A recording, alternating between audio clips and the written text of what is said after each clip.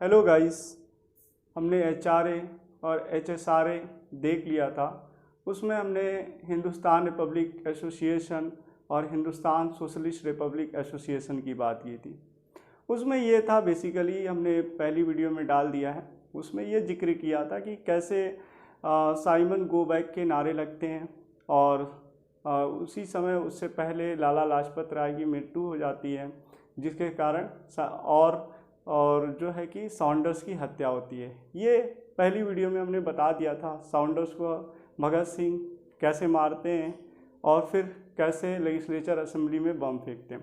तो ये हमने देख लिया था, लेकिन आज हम साइमन कमीशन के बारे में फुल डिटेल डिस्कशन करेंगे। तो बेसिकली इसमें देखा जाए साइमन कमीशन में, तो 1919 का जो द्वैध शासन था, द्वैध शासन अधिनियम कहने का मतलब है कि भारत शासन अधिनियम उस समय गवर्नमेंट ऑफ इंडिया एक बनाया गया था। तो उसमें ये था कि ब्रिटिश लोग जो हैं भारत में रह के वो प्रत्येक 10 साल में एक सुधार करेंगे, पॉलिटिकल सुधार करेंगे, राजनीतिक सुधार करेंगे, ताकि भारत की अर्थव्यवस्था पे एक अच्छा सा इनका एडमिनिस्ट्रेशन हो सके और ट्रेड हो सके। तो ये सारी बातें थी उसमें।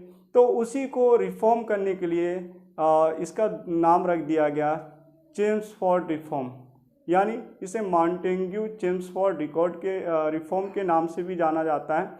ये 1919 में जाना जाता है।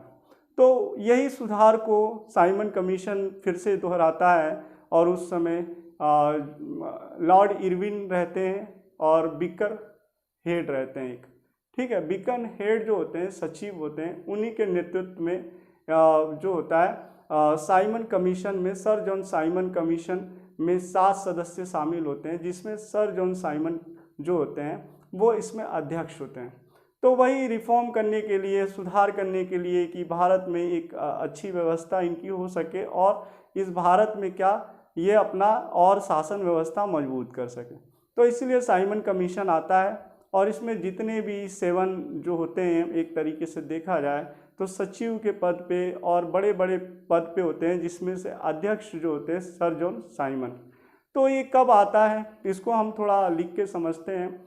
ये फ्रेंड अगर बात किया जाए तो ये आता है 8 नवंबर 1927 को इसका गठन किया जाता है।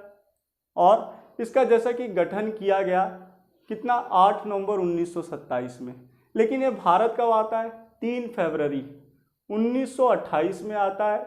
और इस आने का कारण ये है कि भारत में एक शासन व्यवस्था इनको एक अपने हिसाब से और मजबूत करना था और इसलिए आता है।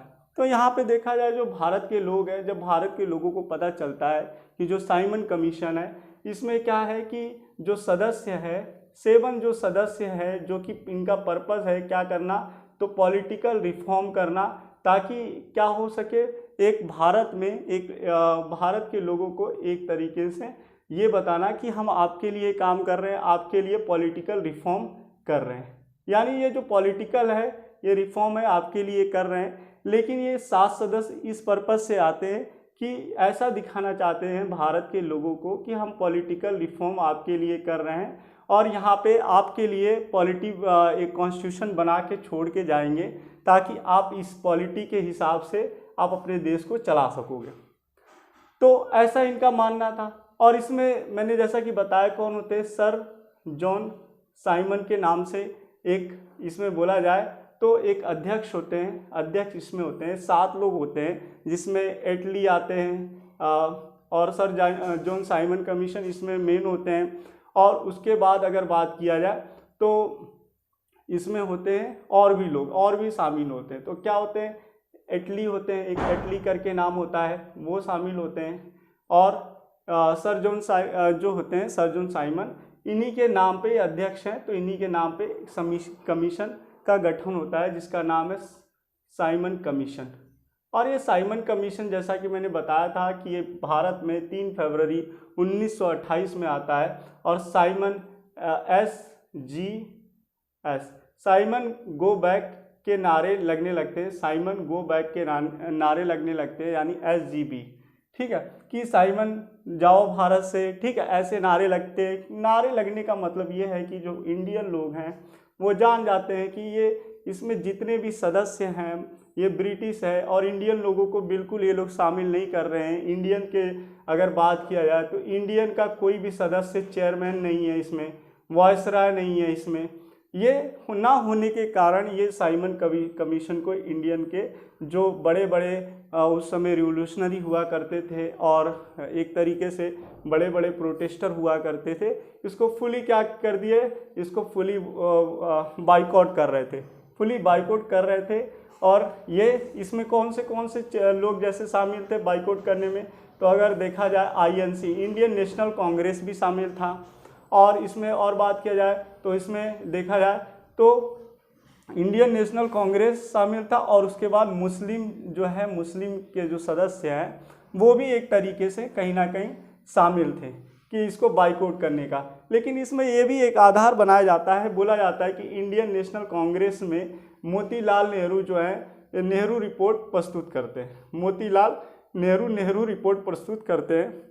और यहाँ पे मुस्लिम में मोहम्मद अली जिन्ना जो है 14 सूत्री मांग प्रस्तुत करते हैं। लेकिन जो उस समय अगर बात किया जाए तो जो यहाँ पे एक तरीके से सचिव होता है लॉर्ड बिकन हेड, क्या नाम रहता है, लॉर्ड एलबी से बोला जाता है, तो यहाँ पे एलबी के नाम से है, तो लॉर्ड बिकन हेड एक सचिव होता है, उसको ये मांग प्रस्तुत करते हैं। ये इनकी मांग को क्या कर देता है, नकार देता है, बिल्कुल एक्सेप्ट नहीं करता है। मांग में यही होता है कि मांग होता है कि हमें आप आज़ादी दे देंगे, हमारे हिसाब से चलेगा, सब कुछ चलेगा। लेकिन ये क्या करता है, ये इनको एक तरीके से नकार देता है और यहाँ पे दोनों लोगों की बात क्या है, फुली नकार देता है।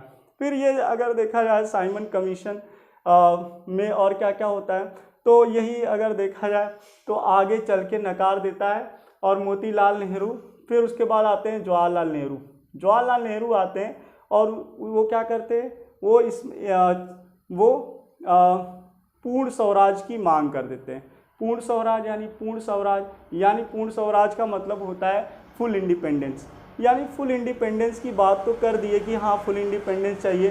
तो उस समय जैसा कि बहुत देखा जाए तो काफ़ी हद तक ये भी कहा जाता है कि 26 जनवरी को पहली बार 26 जनवरी 1928 को पहली बार क्या किया जाता है, फ्लैग क्या होता है, फहराया जाता है।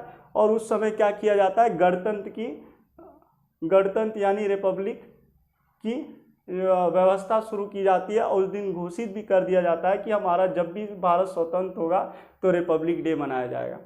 ये इसमें बात हुई थी, यहाँ नकार दिया। तो लेकिन एक बार जवाहरलाल नेहरू फिर ट्राई करते हैं इन्हीं के समय में, लॉर्ड बिकन हेड के समय में, और क्या करते हैं, तो ये पूर्ण स्वराज की यहाँ पे एक व्यवस्था शुरू कर देते हैं और जैसा कि नाम है फुल इंडिपेंडेंस है। 26 जनवरी 1928 में ये शुरू होता है। 1928 में पूर्ण स्वराज की वो कर देते हैं, झंडा फहरा देते हैं। और जैसा कि आप जानते हैं कि लगभग 20 से लेके या 19 साल के बाद हमारा देश जो होता है आज़ाद होता है। और जब आज़ाद हो जाता है तब क्या होता है, फिर कॉन्स्टिट्यूशन उससे बनता है। कब, कॉन्स्टिट्यूशन 26 नवंबर को ही बन जाता है। लेकिन कॉन्स्टिट्यूशन जब बन जाता है तब रिपब्लिक नहीं इसको ठहराया जाता, तब एक महीने बाद 26 जनवरी को भारत को रिपब्लिक बना दिया जाता है। ताकि क्या करे, यहाँ पे रिपब्लिक बनाने का तात्पर्य ये है कि यहाँ पे कॉन्स्टिट्यूशन होना चाहिए खुद का, तो कॉन्स्टिट्यूशन जाके तब बनता है। तो अगर देखा जाए तो कॉन्स्टिट्यूशन की बात हो रही है, तो ये बार बार आप कॉन्स्टिट्यूशन क्यों पढ़ा रहे हैं सर जी, तो हम ये बताएंगे कॉन्स्टिट्यूशन इसलिए पढ़ा रहे हैं क्योंकि जो साइमन कमीशन था, साइमन कमीशन, उसमें क्या किया गया था, उसमें बात की गई थी क्या, कि हम आपको कॉन्स्टिट्यूशन बना के देंगे। दूसरी बात ये की गई थी कि जैसे बर्मा है, बर्मा बोला जाता है, एक क्षेत्र है, म्यांमार को बोला जाता है, आज के समय में म्यांमार को बर्मा बोला जाता है। तो उसमें यह किया गया था कि जो बर्मा है उसको एक राज्य दे दिया जाएगा, उड़ीसा को एक विशेष राज्य का दर्जा दे दिया जाएगा, ठीक है, साउथ के कुछ राज्यों को। ये ऐसा क्यों हुआ, क्योंकि इसमें जो सदस्य शामिल थे ये लोग साइमन कमीशन को बाइकआउट नहीं कर रहे थे। यानी वो कह रहे थे कि जो बाइकआउट कर रहे थे ज़्यादा से ज़्यादा नॉर्थन इंडियन थे, साउथ लोग बिल्कुल बाइकआउट नहीं कर रहे थे। साउथ के जो पीपल्स थे वो बिल्कुल बाइकआउट नहीं कर रहे थे साइमन कमीशन को। तो उनकी ही ये मांग थी कि जो बर्मा है, म्यांमार है, कि विशेष दर्जा मिलना चाहिए। जो उसके पास में क्षेत्र है, उड़ीसा हो गया, और भी आसपास के जो क्षेत्र हैं उनको भी एक विशेष दर्जा मिलना चाहिए। तो एक तो ये साइमन कमीशन के रिपोर्ट में था, और दूसरा ये बात था कि जितना भी है यहाँ पे अगर देखा जाए तो, अगर बोला जाए तो यहाँ पे VBH का मतलब होता है, बी से तो हमने बता दिया, बी का मतलब होता है बर्मा से रिलेटेड है, एस से मतलब है कि यहाँ पे क्या होगा, 10 हाई कोर्ट होंगे, और जो 10 हाई कोर्ट होंगे वो किसके अंतर्गत होंगे, तो जो 10 हाई कोर्ट होंगे वो जो भारत है इसके अंतर्गत होंगे। और भारत में ये रह के क्या करेंगे, एक स्वतंत्र मतलब न्याय देंगे, स्वतंत्र न्याय देंगे भारत के लोगों को। हाईकोर्ट की बात हो गई। और उसके बाद यहाँ पे क्या होगा, यहाँ विधान परिषद होगा भारत में, इनका विधान परिषद होना चाहिए, एक विधान परिषद ये भारत में एक गठन किया जाएगा, ठीक है। तो इस तरीके से इसमें क्या किया गया था, इन लोगों ने बताया था कि विधान परिषद देंगे आपको, हाईकोर्ट देंगे जहाँ पे आपका न्याय हो सके, ठीक है। और आपके जो विशेष राज्य है उसको विशेष राज्य में उड़ीसा को विशेष राज्य का दर्जा देंगे, ठीक है। और आपको अपना कॉन्स्टिट्यूशन बना के देंगे, ठीक है। ये कौन, साइमन कमीशन बोल रहा था। ये इनकी बातें थी साइमन कमीशन की, कि जो बर्मा वाला क्षेत्र है, म्यांमार वाला क्षेत्र है, तो उसको हम एक तरीके से जो है विशेष राज्य का दर्जा देंगे, उड़ीसा को देंगे। और उसके बाद एच में हाईकोर्ट बना के देंगे, VBH का मतलब, और एक विधान परिषद होगा आपका, ठीक है। तो इसमें ये बातें की गई थी किसके, तो साइमन कमीशन के प्रस्ताव में। लेकिन भारतीय लोग जो था, साइमन कमीशन एक तरीके से देखा जाए तो ये भारतीय लोगों को कहीं ना कहीं एक तरीके से, कुछ लोग साइमन कमीशन के, जैसे मैंने बताया, इसके साथ में थे, और कुछ लोग इसके विरोधी थे। तो वही बोला जाए तो कौन, नॉर्थर्न इंडिया का अधिकतर पार्ट जो था, ठीक है। अगर आप लाहौर वाली बात कर ले, लाहौर और सिंध प्रांत वाला, लाहौर और सिंध को भी एक तरीके से यहाँ पे शामिल कर दीजिएगा, कि जो लाहौर है उस लाहौर को और सिंध को भी उस समय ये बात किया गया था कि विशेष राज्य का दर्जा मिलेगा, ठीक है, लाहौर और सिंध को, ठीक है। तो यहाँ पे लाहौर और सिंध की बात किया जा रहा है, विशेष राज्य का दर्जा मिलेगा और बर्मा को मिलेगा। ये किसने किया था, तो साइमन कमीशन में जो सदस्य थे इन्होंने ऐसा किया था। और मतलब इन्होंने प्रस्ताव रखा था कि हम ऐसा भारत में कर देंगे और भारत को आपके हवाले करके चले जाएंगे। तो इसमें एग्री कौन करता था, तो कुछ जो सम पीपल्स या सम ग्रुप वो इसमें एग्री करता था कि हाँ ऐसा कर देंगे। और साउथ के ज़्यादा ग्रुप थे, साउथ मतलब अपने साउथ में कर्नाटक, केरल, उड़ीसा वाला क्षेत्र देख ले, ठीक है। और ये सारे जो क्षेत्र है, कर्नाटक, केरल, उड़ीसा वाले जो क्षेत्र हैं, ये लोग क्या थे, इनके समर्थक थे साइमन कमीशन के।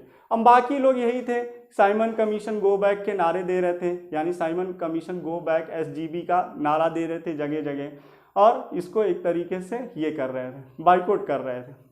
और साइमन कमीशन में अगर देखा जाए तो इसमें और भी परिषद की बात की गई थी कि आपका एक क्या होगा, परिषद होगा, ठीक है। परिषद यानी विधान परिषद की बात हो गई है, ये सारी बातें थी। तो फ्रेंड अगर देखा जाए तो साइमन कमीशन में ये सारी बातें होती थी, और ये साइमन कमीशन की भारत में कैसे आया और कैसे गया, ये इसका वो था। थैंक यू फ्रेंड, और आगे हम देखेंगे नेक्स्ट चैप्टर आगे का।